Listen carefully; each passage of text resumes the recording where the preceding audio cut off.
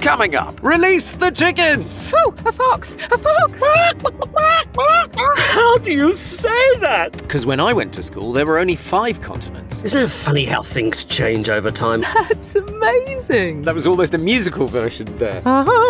Please tell me that you're in your pyjamas, though. No, I get dressed. There's the forensic person in you coming out there, you see. CSI Greg. That's it, it's gone, it's over. No, it's gone. Played around with rhythm there, and you were a little cheeky. Things were very weird in the 70s. Daisy's usually a cow. I knew exactly what I was doing. And now, enjoy the podcast. How do you say that? How do you say that? How do you say that? How do you say that? Hello and welcome to today's episode of How Do You Say That, sponsored by BritishVoiceover.co.uk. Hello to my partner in crime, Mark Rise. No crimes, Sam. No crimes. No Hello to Sam Boffin. Lovely to see you. Lovely to see you too. So, every week, Mark and I and a very special guest get together and chat about the world of voiceover. We do. So if you're a voiceover, a podcaster, or even a voice director, this podcast is especially for you. Yes. Now, this week's fun fact about Mark, it's coffee related, everybody, is he has just got his Tassimo coffee machine out. Whoop, whoop. Well, the thing is, I spend a lot of time, as you know, Sam, in coffee shops, probably Yes. too much time every day. And I figured, rather than spending all the money in the coffee shop, probably ought to make some coffee at home. Very wise, very wise. That's all I thought. Sam's fun fact is that she once spent a summer watching Quantum Leap every night, but rarely watched a whole episode. Yes. Scott Bakula, of course, in Quantum Leap. Yes. Later, Captain Archer in Star Trek Enterprise. Oh, so you are a big fan. Oh, I know, clearly. yeah. A big fan. My Quantum Leap story is that it was with my first child, my son. I would breastfeed him all night, so I'd be up, feeding him all night. And I was a single parent at the time, and my sister, in order to entertain me during the evening, would drop off because she had Sky and I didn't. She would drop off a VHS. This is how far back we're going. A VHS of Quantum Leap every day. Wow. Literally, she would pass by my house and she'd drop me off, and I'd put it on at night. But for all you people that have been out there feeding babies in the middle of the night, you don't actually stay awake for the whole time. So you nod off and then you wake up again, then you nod off. And so I'd be forever waking up and thinking, who is he? So that's lost if you don't know Quantum Leap. Exactly, but, we kept changing character. Wow. Yes, Blimey. and I just had no idea what was going on, but I did enjoy it. Well, let's leap into the show. Yes. And of course, we also have a very special guest who this week is voice actor Gregory Dwyer. Hello, Greg. Hello. Good morning. Good. Oh gosh, Yeah. it is morning where you are, It isn't it? So is morning. To explain, we normally record in the evening in the UK, but of course Greg is right over the other side of the world. Yes, he So is. you're still recording in the evening, but it's morning here. Tomorrow, in fact. Wow, it's tomorrow. So Quantum Leap is actually quite appetite, Ben. Oh my God. Greg is a New Zealand-born, Australian-based voice artist, audiobook narrator and voice actor. And it's currently 3 a.m. where he is. Yeah. How lovely. Nice. He has more than 24 years of international experience in voice, theatre, film, radio and TV. And before that, this is such a good fact, he was a full-time forensic crime scene examiner for 18 years. Wow. I did not know that about you, Greg. CSI Greg. That's incredible. Well, it was a real change of direction. I mean, I did most of the performing in the early years and then got to a point where I just wanted to change careers and do something that challenged me. So That's amazing. I loved it. I didn't want to quit, but they said when you got to 60, they said you're out. So I needed to find another career. Well, Greg's now returned to full-time performing, focusing on audiobooks, where he gets to create many character voices, which he loves. Welcome, Greg. Thank you for getting up in the middle of the night to come and do this. It's a pleasure. Have you got a fun fact for us? Fun fact would be probably I have performed on all 7 continents of the world. Wow. Hang on, there were only 5 continents when I was at school. Where did the other 2 come from? Isn't it funny how things change over time? Isn't it just? Things were very weird in the 70s. They redraw the boundaries all the time. Wow, Don't that's they? amazing. So you've really travelled around, Greg. Yeah, I absolutely love travelling. I don't own a house, so it gives me a lot of flexibility. You're in a container at the moment. Tell me a little bit more.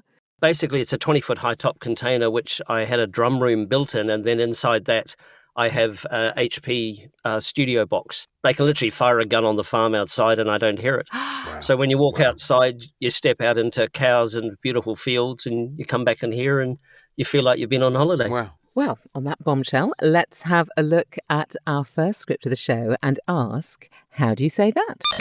How do you say that?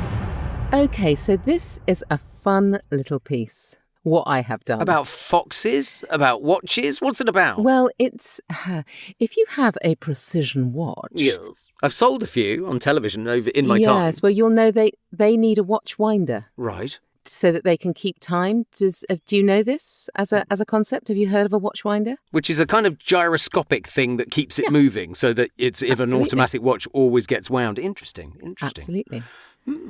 Any questions, Greg, that you can think of before we do it? No, I'd say if it's you've got a precision watch, it would be high end. So you're probably talking the BMW type cell on it. Interesting. More luxurious. I mean, did they come to you for the luxury read, Sam? They came to me for quite a specific kind of read, yes. Ooh, but you're not going to Well, reveal that. I mean, I'm not sure. Yeah. Oh, do you want me to reveal it at this stage? Yeah. Oh, a yes and a no. That's a no then. All right, you don't have to reveal it at this stage. That's fine. All right, well, I think I'm going to jump in with luxurious and hope that that's what they asked for. Okay. Yes. All right. Well, yes. I mean, you're absolutely right. It's a luxury brand. So, yeah. Fingers crossed, guys. Fingers crossed. Whoop. Good luck. You don't need a watch winder. You need a fox. Handmade, precise, and just like your automatic watch, unique. Because only a fox can be set just right to give your watch the perfect wind in whatever direction it desires. One precision instrument for another. Isn't that just fantastic? So if you have an automatic watch and you really, truly care for it, don't get a watch winder, get a fox. Very nice. Wasn't quite as luxurious as I had aimed to set out to do. No, I don't Became know. a bit more factual. It's suddenly you're looking at it is very factual, isn't it? Yeah. It is. How did you find the words in it, as it were? Well, I was just trying to read them out because that was literally the first time I had come across that. I hadn't actually seen those words before I opened the script file. That's usually my trick. It is usually your trick. So, I mean, it seemed to make sense. Yeah. Well, I was sort of listening, and as you're reading out those particular parts, and it's very specific about what it does, but doesn't say how it does it. So I was sort of thinking this could almost be a scientist sort of doing it. You know, there's the forensic person in you coming out there. You see, where I was assuming that actually we were seeing pictures of it doing it.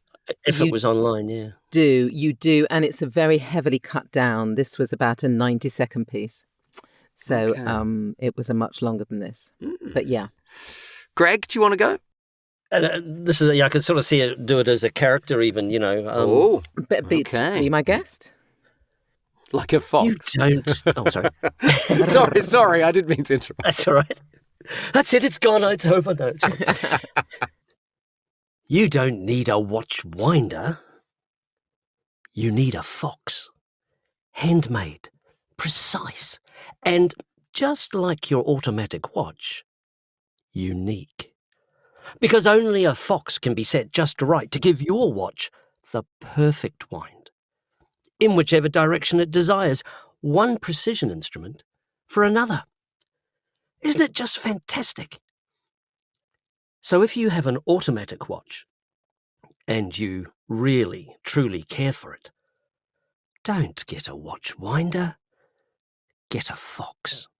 Nice. I like that. Yeah, absolutely. I liked that. You played around with rhythm there. Yeah. And you were a little cheeky. Pacing was great, wasn't it? Yeah. Yeah.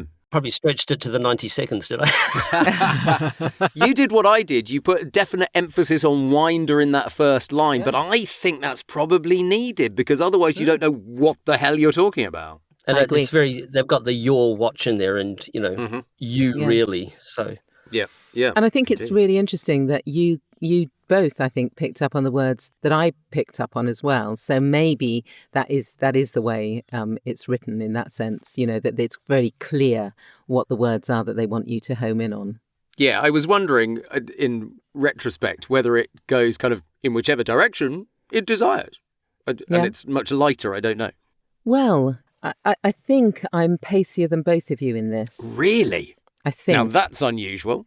I think they wanted quite a characterful read. Right. So it was a little bit posher, a little bit, they wanted sort of charactery, Joanna Lumley-esque type of thing. Okay, yeah. So they wanted something quite playful and out there. And in fact, one of the lines which isn't in there is something like, it certainly uses the word darling. It says something like that. Given it away. Okay. Yeah, so I didn't include that. Oh, let's have a listen then, Sam, because I'm fascinated. Okay. You don't need a watch winder. You need a fox. Handmade, precise, and just like your automatic watch, unique. Because only a fox can be set just right to give your watch the perfect wind in whichever direction it desires. One precision instrument for another.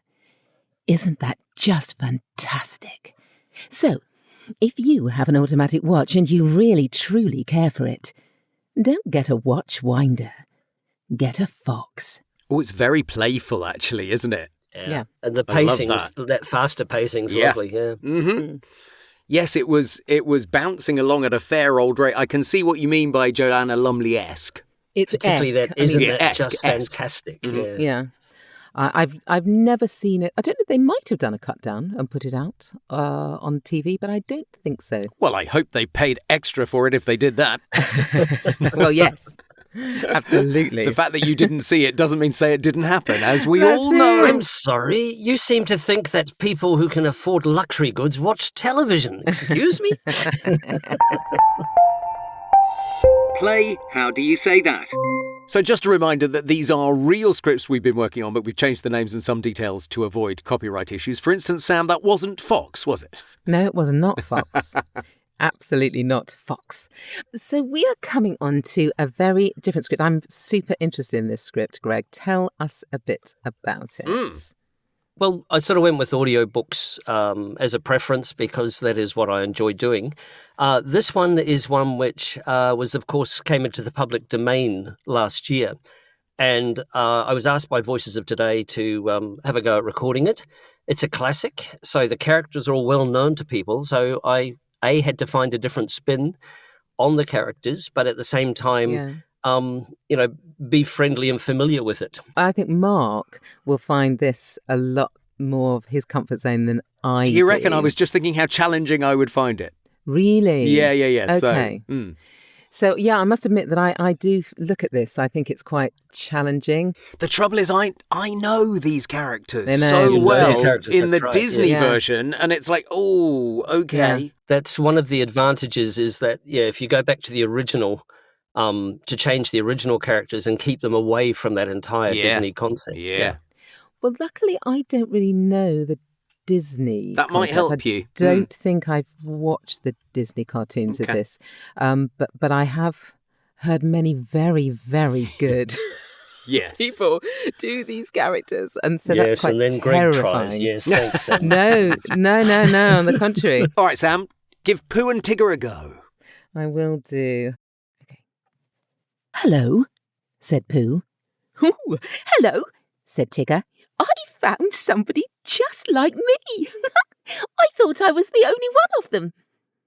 Pooh got out of bed and began to explain what a looking glass was. But just as he was getting to the interesting part, Tigger said, "Oh, excuse me a moment, but there's something climbing up your table." And with one loud "Worraworraworraworraworra," he jumped at the end of the tablecloth, pulled it to the ground, wrapped himself up in it 3 times, rolled it to the other end of the room, and after a terrible struggle, got his head into the daylight again and said cheerfully, "Have I won?" Oh, lovely. And yes, away from the Disney characterization, but if you know the cartoon look and the drawings look, it absolutely fitted there, Greg, didn't it? That was delightful, yes. Well, I was really nervy about that one. And you even got the 5 Worraworraworras, which is always a hard one to do when you're reading. And of course, you absolutely wound that pace right up in the action scene as In the fight Tigger's scene, rolling yeah. himself. Yeah, quite. Amazing. That was one of the things that I was, was told to be careful about is getting too excited with Yes, reads, I because you wonder can if I read was that too. incredibly fast. Yes. And the thing about that pacing, particularly with an audiobook, is anytime you come to another action scene, are you going to do the same thing again? Yeah. Yeah, of you're right. course. I did worry that I was too swift with that, actually, I must admit. Oh, it's exciting. It's a short yeah, piece. maybe, yeah. It's On a book, I'd probably slow it down, but yeah. I'm a bit frightened by that because I'm naturally the pacier one of the two of us. As you probably know, Gregory, from As I listening know, to the yes, podcast. as I've heard, yes. So I hope I don't go so fast that you can't understand it. Right. Oh. Let Right, me, go on. let me Go, give go, it a try. go. Now, I've got these characters in my brain, so I'm going to have to try and do something a little bit different. Okay. Hello, said Pooh. Hello, said Tigger. I've found somebody just like me. I thought I was the only one of them. Pooh got out of bed and began to explain what a looking glass was. But just as he was getting to the interesting part, Tigger said, Excuse me a moment, but there's something climbing up your table. And with one loud worra, worra, worra, worra, worra, he jumped at the end of the tablecloth, pulled it to the ground, wrapped himself in it 3 times, rolled to the other end of the room, and after a terrible struggle, got his head into the daylight again and said cheerfully, Have I won? Oh, it's such a gorgeous little piece. Oh, delightful. It was fun. As I said, if you're imagining your audience, who you're reading it to in particular, I mean, the nice thing is it's also for adults. Yeah. I tried to slow down in that action segment No, you didn't. that you were No, talking. You think I didn't? It's like, I tried to. I thought I had in my brain. I thought you had, actually. Just I a thought little you did bit. that You were well. slower than Sam, I think, yes. Okay, Yes. well, I'll take that. I was Because that's me too trying. fast. Yeah, no, I loved it. I think the difficult bit of that is getting that really clear Tiggerness, isn't it? Tigger's difficult, actually. From the energy, that's right. It's and it was. I had to go back. When I first recorded Owl, and I realised he was too close to Tigger to Eeyore. Right. And I had to go back and Yes. redo Al's chapter because I'd sort of made the character a particular way and suddenly went, oh, no, he's a bit too close. So, How yeah, you do interesting. have to be able to separate them. Can I Yeah. show you what I did? Yes, please do. No, Absolutely. I'm fascinated, yeah. Hello, said Pooh. Hello, said Tigger. I have found somebody just like me. I thought I was the only one of them. Pooh got out of bed and began to explain what a looking glass was. But just as he was getting to the interesting part, Tigger said, Excuse me a moment, but there is something climbing up your table. And with one loud worra, worra, worra, worra, worra, worra, he jumped at the end of the tablecloth, pulled it to the ground, wrapped himself up in it 3 times, rolled to the other end of the room, and, after a terrible struggle, got his head into the daylight again and said cheerfully, Have I won?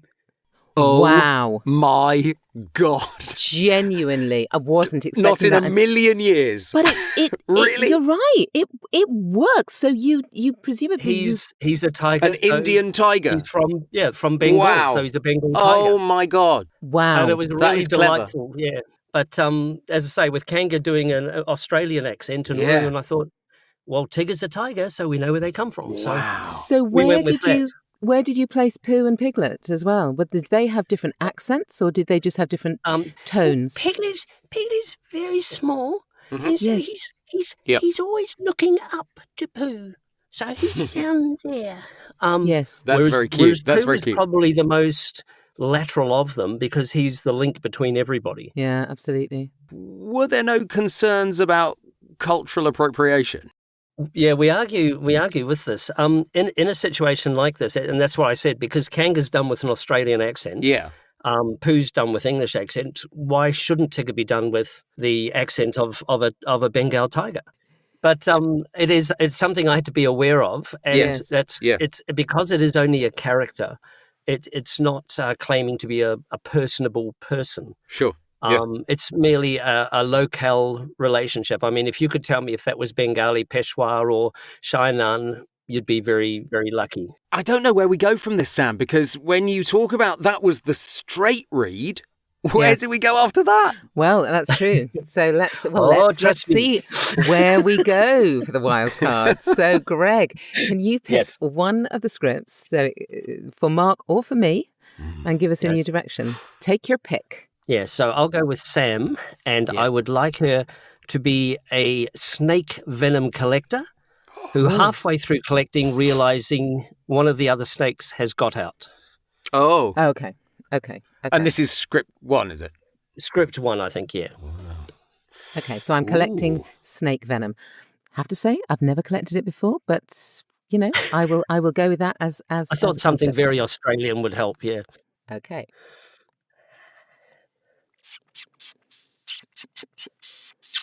Now, come on. You don't need a watchwinder. You need a fox. Now, your handmade, precise, and just like your automatic watch, you need because only a fox can be set just right to give your watch the perfect wind in whatever direction it desires. One precision instrument for another.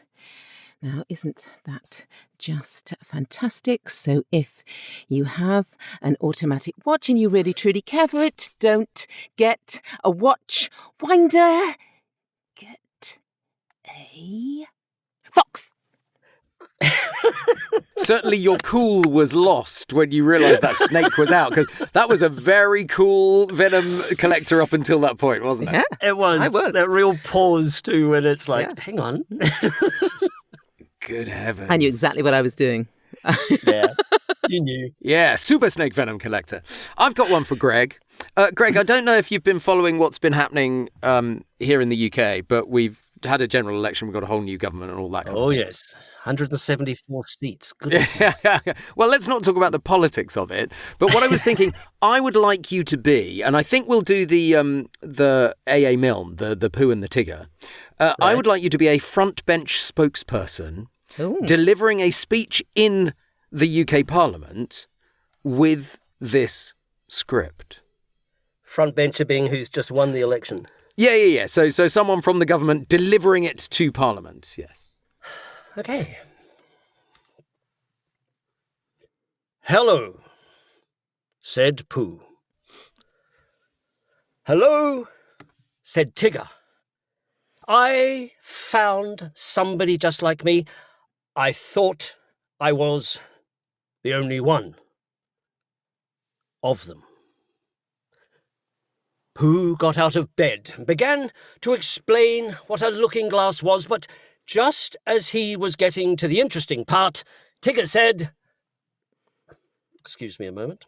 There's something climbing up your table." And with one loud worraworraworraworraworra, he jumped at the end of the tablecloth, pulled it to the ground, wrapped himself up in it 3 times, rolled to the other end of the room, and after a terrible struggle, got his head into the daylight again and said, cheerfully, "Have I won?" Oh, indeed. You have won. Very good. Bravo. Very good. I could see you waggling your fist at the other side. Yes. Oh, yes. Sweeping the arms inside the booth. Oh, indeed. Absolutely. Yes. You could tell there was movement there, actually, Sam, couldn't you? Yeah, definitely. And the excuse me a moment, but there's something climbing up your table was sotto voce, wasn't it? It was like... I love it. It's like, excuse me a Did he moment. lose his place in the speech? No. It's la, la, la, la. Right. Time for a wild Right. card for me then. Yes, I want you to be a singing... No, I don't. I want you to be... Although that is something that I will use another day. Yeah. I would like you to be a farmer Farmer. Okay. herding chickens. Ooh. Yes. And which blooming script? Is it the Fox script by any chance? I don't know. Which one's going to Chickens, be more of a Fox is challenge. all I was thinking. I don't know. They're both quite challenging, that. Well, I just talked to the chickens when I moved them around, so... That's true. That's luck with true. that. Okay, let's go with the first one. Let's go with the first one. Yeah. Okay. Be kind. Kind. You think that's being kind? Yeah, I think that's being really kind. Oh, okay. All right. Okay. All right, my darlings. You don't need a watch winder. You need a fox. There's no fox. Handmade. Precise and just like your automatic watch. Come back. Unique. Yes, Daisy. Because only a fox Daisy. can be set just right to give you the perfect watch wind in whichever direction it desires. One precision instrument for another. I was like, isn't that fantastic? They've all run away. Right, so if you've got an automatic watch and you really, truly... Hello, Daisy. Care for it. Don't get a watch winder. Get a fox. Oh, a fox! I'm sorry, I had to go West Country there. Apologies How to could you- interrupt. How could you psychologically damage chickens by talking about foxes? No, about a Oh, fox. exactly. I thought that would get them in the hen house quicker. So, Daisy, though, isn't Daisy a sort of, Daisy's usually a cow. Yeah. Usually, but let's not Usually? stereotype her. No, that's true. Well done. She was Once you Daisy start the giving chicken for names, me. Yes, there you Yeah, go. quite. Daisy the Well, you don't want to kill them once you start giving them names, that's for sure. But Sam is a vegetarian, so we don't talk about that. But you were herding. I liked your herding. Your herding was And then good. they all got away. Yeah, I know. Very Yeah, as I annoying. say, whichever direction it desires is very much chicken behaviour. Yeah. Yeah, chicken Exactly. behaviour. Chicken behaviour, indeed. As always, we've put the scripts in the show notes so you can have a try for yourself. Yes, you can. Now, our question this week is, Greg, I'd like you to tell me a little bit more about, you touched on the idea of public domain scripts with yes. the Winnie the Pooh script. And Sure. public domain scripts is something I'm really interested in because it allows us to, as voiceovers, to create our own content with high quality scripts. So can you tell us a bit more about it? Where do you find them? Where do you go? What got you interested in public domain stuff? The public domain stuff, Gary McFadden actually probably is the one who raised it with me first. He's in Montana, a VO in Montana. And he's been working on a series of the Hardy Boys. And he mentioned Project Gutenberg to have a look at and Yeah, put me on I know to them. Voices of Today, who also suggested I make my way through this enormous gallery of different writings. Now, public domain is usually where the copyright has expired. And there are sort of four different reasons for that. One might be that the author has died. They didn't renew the copyright. It hasn't gone to an estate. They can be dedicated to the public works. And there's certain things not protected by copyright. I mean, show me the money, I'll be back. Sure. Can't be Yeah, yeah. copyrighted. They're a phrase. Yeah. But the content is varied. Some it's 50 years after the author's dead. Some is 70, which is the average US sort of time span. Mexico is 100 years after the author has passed. And Gregory, once it's there in the public domain, and I know that the Gutenberg Project does an awful lot of this, can anybody take it and record it? Yes. Anybody can take it and record it. They don't own the copyright of that recording. Right. They own the rights to the recording being sold. Do they own the rights to their performance of that recording? That's the only thing that they own the rights to. So Okay, someone else yep. can take the exact same book and produce their own version of Wow. it. One of the things, like, for example, I think House at Pooh Corner, when they asked me to do it, there are 4 other versions out there, or 5 other versions that have been done. Okay. Anything before 1927 is generally in the public domain at the moment. But it's not always, is it? Because It's not always. You so do have some to of the check Agatha on. Christie's are owned by the estate still, I believe. That's I right. don't think you can just. I have a science fiction writer I'd really like to do, but his estate has maintained the copyright on them. There are certain things as well, as I said, that there's just so many projects in the Gutenberg project, so many old authors who, wrote some wonderful shaping formula writing that's now become, shall we say, what's the de rigueur, as they say. But it's surprising what things are in the public domain. So it is often worth worth checking because Yeah. certain people I know, although this isn't obviously books, but Tom Lehrer, who is a satirist, Yeah. he very famously, all of his songs are in the public domain and the have public been domain, for yes. years. So Yeah, anyone we did a can wonderful use them. stage show of his songs Yeah. with a gentleman performing them, and I just hadn't realised what an amazing writer he was until then. The Gutenberg Press, I think, is an incredible resource. It is, and it's worked on by people contributing. People scan this original.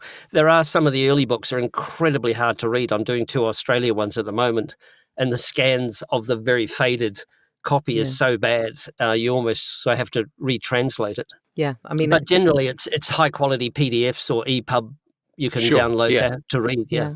No, so it's a wonderful thing, and short stories as well. That's what I was impressed about, was that it's not as if they're all great big long novels. If you're into shorter stuff, you will find lots and lots of short stories on there as well. I'm going to go and have a look. I'm really sort of passionate about people being able to create their own content because quite often we can say to ourselves, "Oh, I just haven't had the experience in doing X or Y, or I haven't been able to to dip my toe in that particular pool of." Whatever it happens to be in the voiceover world. But of course, we can do it ourselves. We don't have to wait to be asked. I mean, granted, it's a bit of a labour of love, but at the same time, that labour of love might lead on to other things as well. And I mean, I'm just working on some science fiction ones which have just literally come into the public domain. So I'm hoping to get in fairly early on them. Yes, exactly. They're very early science fiction. So some of it's a bit bizarre, but at the same time it's really nice to see these old ones which basically created the whole genre. So when you get to do these original early ones, I'm doing H.G. Wells' War of the Air at the moment, which most people have never heard of. Wow. There's plenty to choose from. Oh, Greg, that is so wonderful. Thank you so much for coming on to the podcast. Thank you, Greg. And a reminder for everyone that all of Greg's details can be found in the show notes. They can indeed. And of course, the scripts are there too. And do like and subscribe and leave a review on Apple Podcasts if you've enjoyed the episode. Yay! Or even if you haven't. Especially if you haven't. No, but leave a good review. A good review. You know what I mean. Oh, yeah. Okay, so that's it for this week. Thanks again to the lovely Gregory Dwyer. Thank you, Greg. At now 4 a.m, just gone. Oof. And we will be back again next week with more scripts and another voiceover guest when we'll be asking, all together now, How do you say that? How do you say that?